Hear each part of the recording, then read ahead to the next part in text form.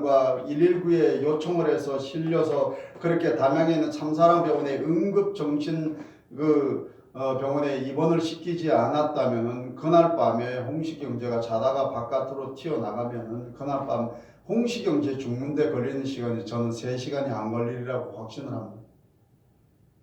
이 형제의 이 51년 동안 살아오면서 이 형제가 겪을 수 있고 마지막을 칠 수 있는 것은 그 형제에게는 환난이라는 것밖에 없습니다. 그 환난의 최종 목적은 뭐냐? 인간의 죽음이라는 것입니다.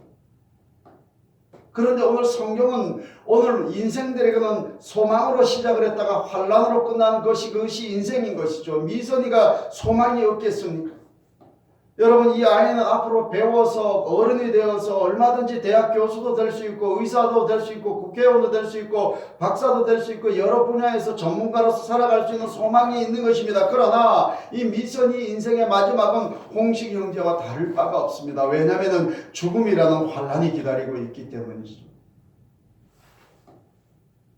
여러분, 이 환난이라는 헬라어의 들립시스라는 말은 제가 여러 번 설명을 드립니다만 이 들립시스라는 이 헬라어의 원어의 뜻을 해석을 해보면 영적으로, 혼적으로, 육적으로 그 다음에 안으로 밖으로 오는 시험을 말합니다. 고통을 말하는 겁니다.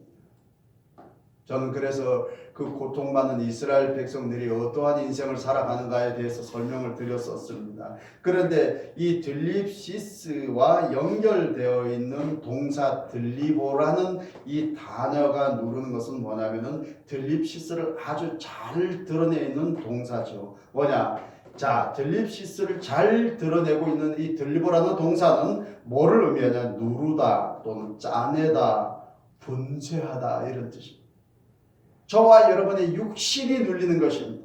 저와 여러분의 정신이 눌리는 것이 환난이에요. 연단이라는 것입니다. 저와 여러분의 육신을 짜내는 거예요. 정신을 짜내는 겁니다. 그리고 우리의 육신과 정신을 분쇄, 가루로 만들어내는 것이 뭐냐? 바로 들립시스요. 오늘 본문이 말하고 있는 환난입니다. 이 땅에 김용의 선교사님이 말하는데 사람은 소망이라고 말하지만 그러나 태어날 때 그 아이는 너무 고통스러워서 응애하고 울면서 태어난다고.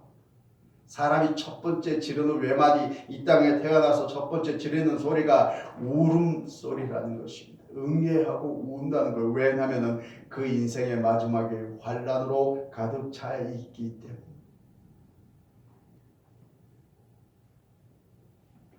그러나 사랑하는 성도 여러분들이요, 오늘 하나님께 예배 드리러 온 저와 여러분들에게는 이 환난으로 시작되어 있는 인생, 이 환난으로 끝날 수밖에 없는 저와 여러분들의 인생 종착역이 무엇을 소망을 하고 있느냐? 오늘 저와 여러분들에게 인내와 연단을 통하여서 우리에게 소망을 이루어 준다라고 성경은 말씀합니다.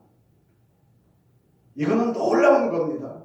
누가 거짓말이라도 저와 여러분들을 칭찬하면 사람은 기분이 좋은 겁니다. 아무리 목소리가 나쁜 사람에게도 당신 목소리가 참 좋다라고 말하면 기분이 좋습니다. 그리고 할머니들에게 할머니 참 고우세요. 젊었을 때 참 이쁘셨겠어요. 그렇게 하면은 할머니들이 싫어하는 할머니가 한 명도 없다라는 것입니다. 소망은 오늘 저와 여러분들에게 주어져 있습니다. 무엇 때문에 주어져 있느냐? 오늘 저와 여러분들이 믿고 있는 예수 그리스도께서 저와 여러분들의 환난으로 끝나는 인생을 부활이라는 소망으로 다시 일으켜 세울 것이기 때문에, 그리고 그 부활을 통하여서 변형된 마태복음 17장의 예수님과 같은 그 모습은 다시 썩지 않는 모습입니다. 고통당하지 않는 모습이에요. 손홍식 형제처럼 정신병원에 입원할 필요가 없는 거예요. 가난과 전쟁과 기근과 전염병이 없는 그러한 세상에 살아갈 수 있기 때문에 소망이라고 말하는 것입니다.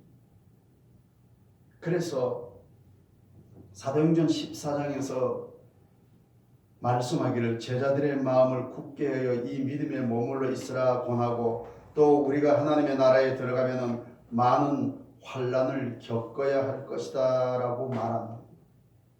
여러분, 하나님의 나라는 환난을 겪지 아니하면 들어갈 수가 없는 것입니다.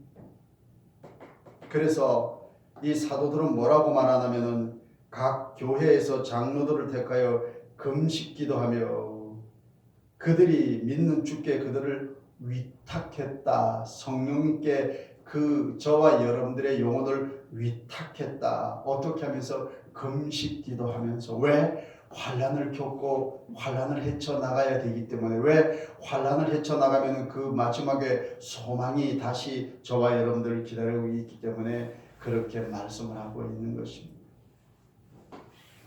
이스라엘 백성들의 민족적인 하나님의 연단이 있었습니다.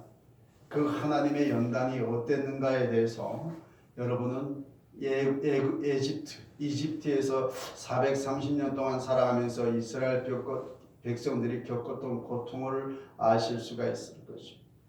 그들은 라한과 비돈과 람세스를 위해서 평생을 수고해야 되겠습니다. 얼마나 수고를 했느냐? 400년 동안 수고했습니다. 400년 동안 무엇을 만들었느냐? 그들은 밥 먹고 날마다 하는 일이 있었습니다. 그거는 강제 노역이었는데 무엇에 쓰임을 받느냐? 비돈과 람셋을 짓는 데 쓰임을 받았다. 비돈과 람셋이라고 말하는 것은 바로 국고성을 말하는 건데, 국고성이라는 의미는 무엇이냐? 바로 전쟁 물자를 보관하는 성읍이었다. 그리고 그 전쟁 물자라고 말하는 것은 이스라엘 백성들이 홍해 앞에 머물러 있을 때 이스라엘 백성들을 창칼로 죽이려고 달려오는 애굽 군대를 위한 전쟁 기지였다. 다시 말해서 자신의 목숨을 노리고 있는 그 군인들을 위하여 자신이 강제 노역으로 뭐라고 했었냐? 비돈과 람셋을 짓고 있었다. 여러분, 400년 동안 이스라엘 백성들이 겪은 것은 강제 노역이고, 그리고 그 강제 노역을 한 것은 자신들을 죽일 그 애국 군대를 위하여서 전쟁 물자를 만드는 그런 람셋을 건축하였다라고 성경은 말하니까 얼마나 400년 동안 이 가치 없는 인생을 살았겠느냐를 한번 헤아려 보시기 바랍니다. 도대체 어느 할아버지가 끝일지도 모르는 그런 끝도 없는 자식의 손자의 손자를 낳으면서도 계속 그 사람들은 끊임없이 자신의 목숨을 노리는 애국 군대를 위하여 가치 없는 그런 노동을 하고 있었으니 그것이 환난이 아니고 무엇이냐? 하나님께서 아브라함에게 창세기 12장에서 나타나서 말씀하신 것이 내가 너로 복의 근원이 되게 할 것이라 라고 말합니다. 그리고 그 자손들을 어떻게 할 것이냐? 하늘의 별처럼 바다의 모래알같이 많게 할 것이다 라고 말합니다. 그리고 창세기 15장의 햇불 언약을 통해서 하나님은 다시 한번 나타나서 아브라함에게 말씀하시기를 내가 너를 젖과 꿀이 흐르는 가나안 땅으로 인도해 갈 것이다 라고 설명합니다. 이스라엘 백성들은 오늘 저와 여러분들을 상징하는 사람들입니다. 그 당시에 이스라엘 백성들은 하나님의 선택받은 민족이었어요. 오늘날 이 시대에 하나님에게 선택받은 민족은 세상 사람들이 아니라 예배당에서 예배드리고 있는 저와 여러분들이.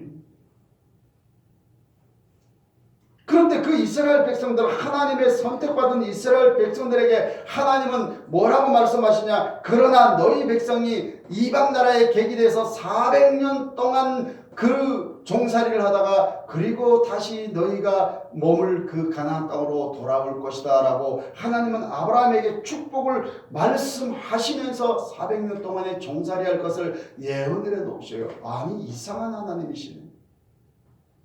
이쯤 되면 어떤 사람은 그러죠. 아니, 좋으신 하나님이 어떻게 그렇게 못했어요? 아니, 왜요? 아니, 하나님이 어떻게 그래요? 뭘 어떻게 그래요? 아니, 하나님이 축복의 하나님이라며요. 그렇죠. 그런데 축복을 한다고 그래놓고 그래 젖과 꿀이 흐르는 땅으로 가나안 땅으로 인도한다고 복의 근원이 된다고 그래놓고 그 자손들이 애굽 땅에서 이방 나라에서 400년 동안 고통을 당하고 돌아올 것이라고 말하니 하나님 못됐잖아요. 그런데 말입니다. 신명기 8장 2절에 가서 그 기가 막힌 비밀을 하나님은 설명하고 계세요. 이렇게 말합니다. 네 하나님 여호와께서 이 40년 동안에 네게 광야 길을 걷게 한 것을 기억하라. remember, 기억하라. 잊어먹지 말아라 이겁니다. 똑똑히 기억해라. 늘 생각해라. 하나님이 너를 왜 40년 동안 광야 가나안 가는 그 40년 동안 그 광야 길에서 너희들을 그렇게 고통스럽게 그렇게 환난 가운데 머물게 하는 걸 기억하라. 기억하라. 왜 인생 가운데서 가난이 왔고 질병이 왔고 고통이 왔는지 기억하라. 너 인생 살아가면서 힘들지? 마음 아프지? 몸이 고달프지? 물질 없지? 사람들에게 때로는 조롱받지? 인정받지 못하는 삶이 있지? 그래, 그것이 너에게 있어서 광야야. 물 한 모금 얻을 수 없는 것이 광야입니다. 불 한 폭이 나지 않는 것이 광야입니다. 아무리 땅을 10개를 파도 그것에서 돈 100원짜리 하나 나오지 않는 것이 광야입니다. 하나님은 성도들의 마음속에 들립시스를 집어넣으셨어요. 그것이 뭐냐? 바로 이스라엘 백성들이 걸어갔던 광야요. 40년 광야가 민족적으로는 400년 동안 애굽 땅에서 종살이하는 것이 바로 이스라엘 백성들에게 들립시스요. 오늘 예수 믿는 성도들에게 그 들립시스, 광야 40년과 그리고 애굽 땅에서 하나님이 다스리지 않고 세상 나라의 통치를 받는 그 이집트 땅에서 400년 동안 고통받는 것이 바로 들립시스다. 오늘 그 들립시스가 저와 여러분에게 들어앉아 있다는 거예요. 무엇으로? 환난으로. 그런데 이렇게 말합니다. 이는 왜냐면은 말이야. 내가 왜 예수 믿는 너희들에게 고통을 주냐면 말이야. 너를 낮추려 너를 시험하사 네 마음이 어떤지 그 명령을 지키는지 안 지키는지 내가 알려고 너에게 고통을 주었다. 여러분 모세를 아십니까? 모세가 태어나던 해에는 그 이집트 땅에 파라오 왕이 태어난 지 남자아이 3개월이 지난 아이들은 모두가 다 죽여버려라. 3개월까지만 살려두고 갓난아이가 태어난 지 3개월이 지나면 그 아이를 죽여버려라라고 말할 그때에 모세가 태어났어요. 그래서 모세는 너무 이쁘고 너무 잘생기고 너무 건강해서 그 엄마는 모세를 죽일 수가 없었어요. 그래서 여러분 그 바구니 속에 역청으로 이겨서 바구니 속에 담아서 그 나일강에 물 위에 띄워서 다시 말하면 물고기 밥의 신세가 된 것이 모세입니다. 태어나면서부터 모세는 그런 고통을 받았어요. 그런데 말이죠. 환난으로 시작을 했던 모세의 인생에서 소망이 찾아왔는데 그게 뭐냐? 바로 파라오의 그 무남 동료 그 딸에게 발견되었어요. 그 파라오의 공주에게 발견되었습니다. 그 공주가 모욕을 하다가 물 위로 떠내려온 그 모세를 보았습니다. 그 바구니 속에 있는 모세가 그 바구니 속에서 봉실봉실 우는 그 모습이 얼마나 멋있고 잘생겼는지 여러분 성령 하나님께서는 그 바로의 공주에게 모세를 너무나도 존귀한 사람으로 보이게 해서 도저히 죽일 수가 없어서 그 모세를 건져다가 자신의 양아들로 삼았습니다. 환난 중에 태어났는데 소망의 인생이 되었습니다. 여러분 파라오의 무남동료 외동딸에게 양자로 입양이 되었으니 그는 앞으로 장차 애굽의 왕이 될 임자가 되었으니 소망인 것입니다. 여러분 너무 실망하지 마세요. 어렵다고 좌절하거나 낙심하지 마십시오. 왜냐하면 모세같이 그렇게 고통 중에 태어난 인생도 소망으로 치달아 갈 수 있는 기가 막힌 반전 드라마가 써진다는 것이 예수 안에서 삶이라는 것이기 때문에 40년 동안 바로의 왕자로서 그는 물을 다 배웠습니다. 아주 기가 막힌 그런 사람으로 자랐습니다. 그러나 하나님은 그 모세에게 다시 들립시스를 집어넣었으니 그것이 뭐냐? 여러분, 바로 자신의 민족을 학대하는 애굽 군인을 쳐 죽인 것이 탄로가 나서 파라오에게 죽임당할 입장에 놓여서 그는 도망을 가서 저 먼 곳으로 미디안 광야로 다시 도망을 가서 거기서 40년 동안 양치기 인생을 살아가니 이것이 모세에게는 또 다른 환난이었어요. 여러분, 그러나 40년 양치기 생활을 하면서 모세는 자신의 모든 것이 내려놨습니다. 고통 중에 태어나서 왕자로서 40년을 살아가면서 장차 애굽의 그런 군주가 될 수 있는 그런 꿈을 꾸던 사람이 하루아침에 양치기가 되었으니, 여러분, 말이 양치기지, 양치기는 양들이 잠을 잘 때 잠을 자지 못하는 거예요. 양이 먹을 때 먹지 못하는 것이 양치기입니다. 양의 시종이다 이겁니다. 왜? 양이 잘 먹어야 되고 양을 이리로부터 지켜줘야 되기 때문에 양들이 자는 시간에 잠을 못 자고 보초병 노릇하는 게 양치기입니다. 애굽의 왕자가 세계에서 가장 강력한 군대를 지니고 가장, 지금으로 말하면 미국과 같은 그런 엄청난 그런 능력의 나라의 왕자가 하루아침에 양치기 인생으로 변화되어서 40년 동안 살아가고 나이가 80이 되었으니 그 사람에게 얼마나 그것이 고통이었겠습니까? 그러나 모세가 80살 되던 해에 하나님은 그를 호렙산 떨기나무 가운데서 다시 부르셔서 그를 바로 출애굽의 선봉자로 삼으실 줄을 모세는 양치기 40년 동안 전혀 눈치채지 못했을 것이다. 우리가 왜 소망 가운데 즐거워하며 환난 가운데 참아야 되는지 아십니까? 우리가 왜 소망 가운데 즐거워하고 환난 가운데 참아야 되는지 아십니까? 모세의 인생을 보니 그렇더란 말이에요. 모세의 인생을 보니까 만약에 그 모세가 좌절을 해서 내 같은 인생이 양치기를 해서 뭐 하겠는가 하고, 그때 모세가 만약에 인생을 끝장을 내거나 그 스스로가 자포자기하고 날마다 술에 마약에 도박에 빠져서 그 인생을 허비하고 낭비했다면 모세의 훗날 이스라엘 백성들의 출애굽 선봉장이 되는 일들은 아마 없었을 것이다.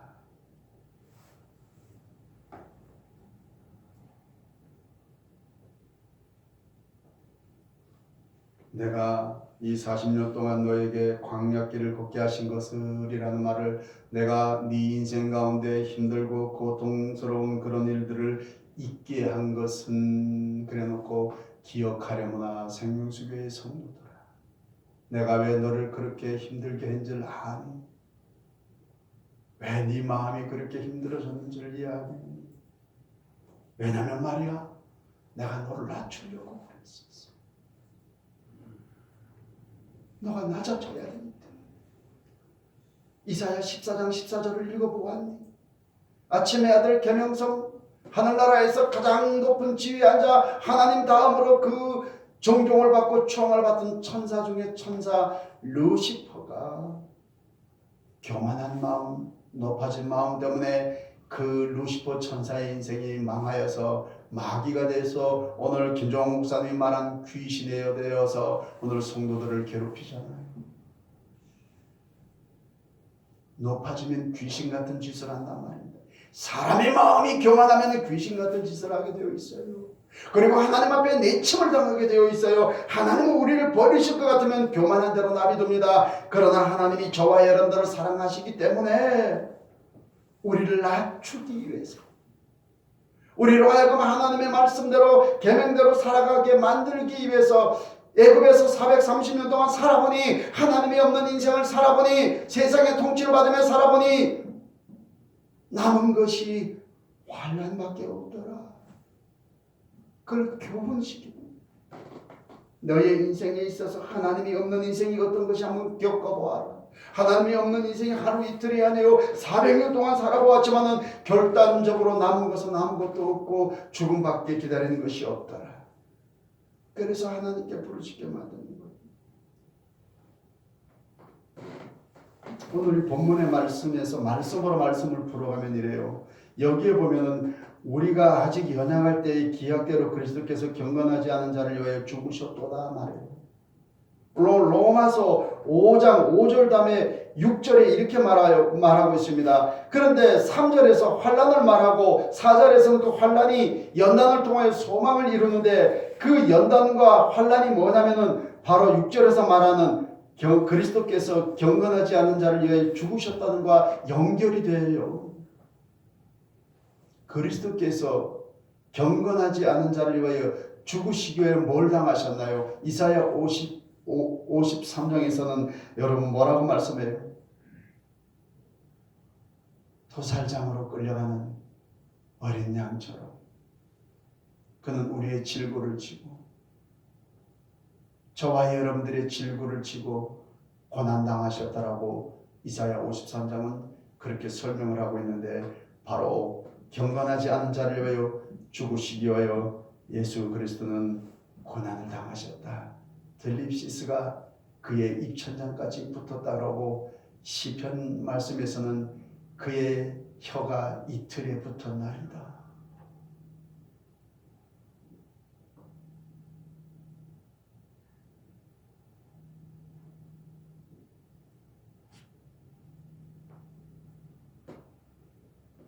하나님은 예수님의 환난을 통하여서 오늘 저와 여러분들을 하나님과 화목하게 하는 직책을 허락하여 주셨고 예수님은 자신이 아무런 죄가 없음에도 불구하고 받을 필요가 없는 그 환난과 고통을 받음으로 말미암아 그는 가장 높은 이름 위에 뛰어난 이름을 주셨다라고 성경은 말하고 빌립보 2장 말씀에서는 그래서 하나님은 모든 무릎을 그 이름 앞에 무릎 꿇게 하시고 그를 모든 이름보다 뛰어난 이름을 주셨다고 말하면서 그 모든 것이 바로 하나님 앞에 영광이 되게 하였다. 다시 말해서 인간의 본분대로 살기 위하여 하나님은 예수님을 통하여서 환난과 들립시스를 주셨는데 그 들립시스 환난을 통하여서 예수님은 모든 무릎 위에 무릎으로 그 무릎을 꿇게 하시고 모든 이름 위에 뛰어난 이름이 되게 하시고 그리고 하나님 앞에 영광이 되었다고 말하니 이것이 바로 인간의 본분대로 살아가는 지름길이었다.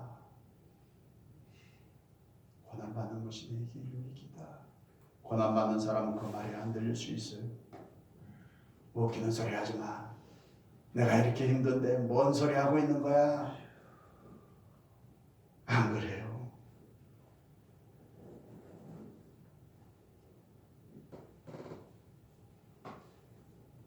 그런데 말이에요. 이렇게 말합니다.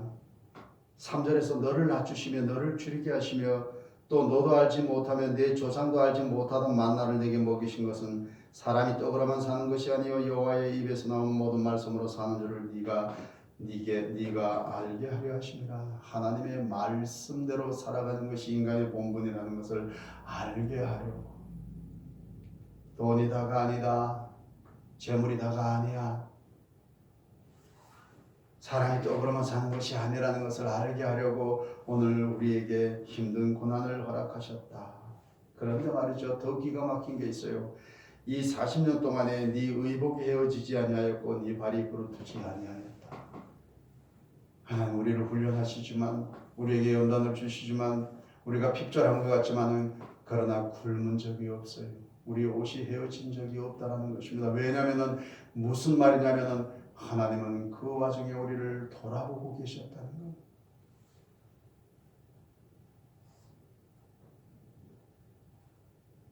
자식을 징계하지 아니하는 부모가 없습니다. 왜 자식을 징계하나요? 왜 호처리를 들고 아이의 종아리를 피가 나도록 내리쳐야만 합니까? 자녀의 종아리에 회초리를 대는 부모의 마음이 편할 수가 있을까요? 세상에 어떤 부모가 자식의 종아리에 피가 나는 것을 보고 기뻐하는 부모가 있답니까? 그런 정신병자가 또 있답니까? 미친놈이 아니고서야 어떻게 자식을 종아리로 후려치면서 피가 철철 나고 고통스러워 우는 아이를 보고 어떻게 웃는 부모가 있습니까? 마음이 찢어지는 거예요. 그러면 왜 부모는 그런 마음이 찢어지는 고통을 왜 자녀에게 줘야만 하나요? 왜 그렇게 자녀를 징벌해야만 하나요? 잘못된 아이를 바르게 고쳐서 사람답게 살게 하려고 하는 부모의 마음이 있기 때문이다 말입니다. 그런데 성경은 말씀하기를 자녀를 징계하지 아니하는 부모가 없는 것처럼 하나님은 자기 백성을 징계하시느니라.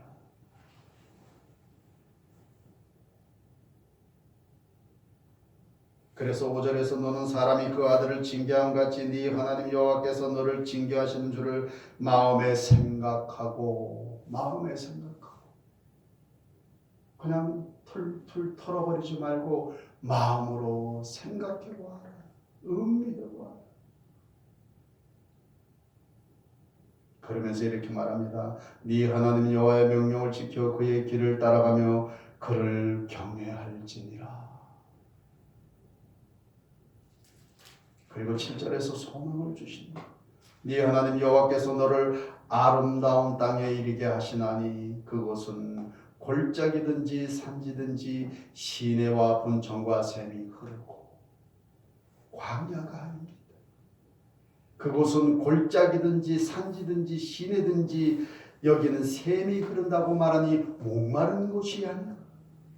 8절에서 밀과 보리의 소산지요 포도와 무화과와 송유와 감람나무와 꿀의 소산지라 네가 먹을 것에 모자람이 없고 네게 아무 부족함이 없는 땅이며 그 땅에 돌은 철이요 산에서는 동을 캘 것이라. 그리고 10절에서 이렇게 말합니다. 네가 먹어서 배부르고 네 하나님 여호와께서 옥토를 네게 주셨으므로 말미암아 그를 찬송하리라. 하나님이 환난 가운데서 다시 들어서 너에게 그렇게 엄청난 축복의 땅을 허락함으로 말미암아 너는 하나님을 찬송하게 될 것이다. 오늘 손윤수 집사님 다시 일어서기를 예수의 이름으로 축복합니다. 큰 재물을 만지시게 될 겁니다. 그때 하나님을 찬송하십시오. 하나님은 그것 때문에 지금 조금 어려운 시간을 겪게 하십니다. 좌절하지 마세요. 좌절되실 거예요. 아무리 아니라고 손살에 쳐도 때만 되면 시간만 되면 마음이 무너지고 힘들어요. 인상이 저절로 찌그러지고 제가 다 압니다. 그냥 참고 계시는 거지 편안한 게 아니에요. 우리 신민숙 집사님도 마찬가지. 옛날 모세가 바로의 궁의 왕자로 살아갈 때 그런 삶이 두 분에게는 있었죠. 그때를 생각하면 미디안 광야 같은 40년 지금 양치기로 살아가는 것 같은 지금이 어떻게 행복합니까? 어떻게 웃음질 수가 있겠습니까? 그러나 조금만 기다리십시오. 머지않아 모세가 출애굽의 선봉장이 되어 하나님과 가장 가까운 사이가 되었듯이 두 분도 하나님과 가장 가까운 인생이 될 줄 믿으시기 바랍니다. 베드로 4장 12절에 사랑하는 자들아 너를 연단하려고 오는 불시험을 이상한 일 당하는 것 같이 이상히 여기지 말고 오히려 너희가 그리스도의 고난에 참여하는 것으로 즐거워하라. 이는 그 영광을 나타내실 때 너희로 즐거워하고 기뻐하게 하려 함이라. 로마서 8장 18절에 생각하건대 현재의 고난은 장차 우리에게 나타날 영광과 좋게 비교할 수 없도다라고 사도 바울도 말하고 있습니다. 야고보서 1장에서 야고보 기자는 2절에서 내 형제들아 너희가 여러 가지 시험 당하거든 온전히 기쁘게 여기라. 이는 너희 믿음의 시련이 인내를 만들어내는 줄 너희가 알미라. 인내를 온전히 이루라. 이는 너희로 온전하고 구비하여 조금도 부족함이 없게 하려 함이라 라고 말씀을 합니다. 그러면서 5절에서 그 시험 나가는 사람에게 누워서 잠잘 것이 아니라 뭐라고 말하냐. 너희 중에 누구든지 지혜가 부족하거든 모든 사람에게 후히 주시고 꾸짖지 아니하는 하나님께 구하라. 할렐루야.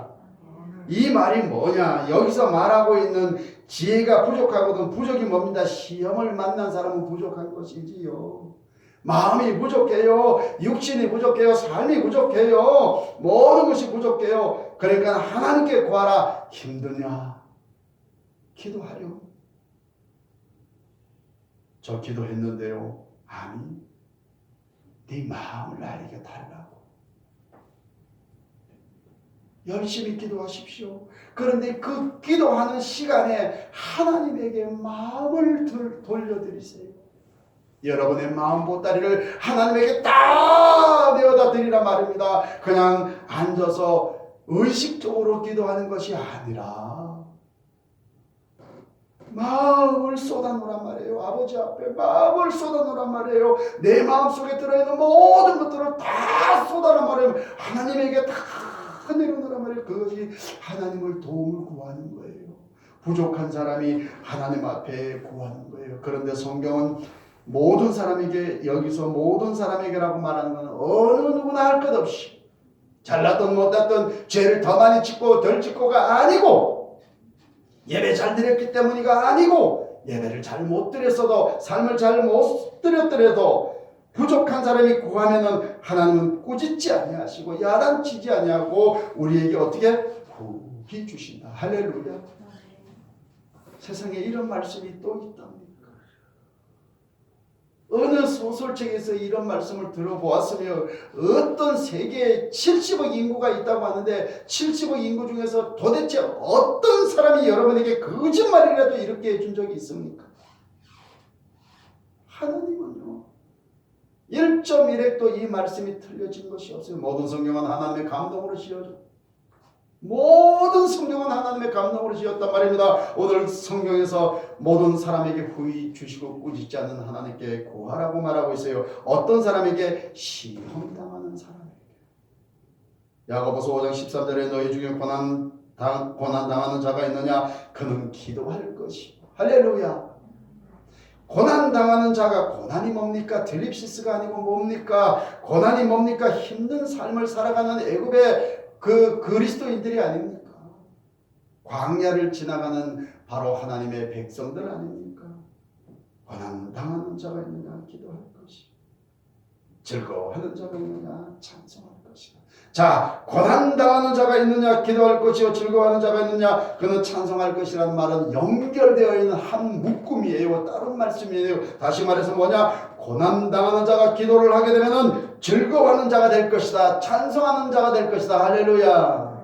빌립보 4장 6절 7절에서 말하기를 아무것도 염려하지 말고 오직 모든 일에 기도와 간구로 너희 구할 것을 감사함으로 하나님께 아뢰라. 그리하면 모든 지각에 뛰어난 하나님의 평강이 그리스도 예수 안에서 너희 마음과 생각을 지키시리라. 여러분 여기서 보면요, 염려하지 말고라는 염려를 누가 하고 있느냐? 들립시스가 들어앉아 있는 사람, 지금 고난당하고 있는 사람, 지금 힘든 인생을 살아가고 있는 사람, 그런 사람이 염려를 하는 거예요. 염려하지 말고라는 말은, 너 염려하지 말고라는, 내가 너의 염려거리를 내가 책임질게. 내가 책임질게. 어떻게 책임지냐? 그런데 말이야, 내가 책임을 지는데 너는 뭘 해야 되냐면은 모든 일이 기도와 간구로, 모든 일이라고는 everything, 모든 일, 언제 어느 곳에서 어떤 일이 무슨 일을 당해도, 병이 들었든 부도가 났든 감옥에 가게 생겼든 어떤 일이 생겼어도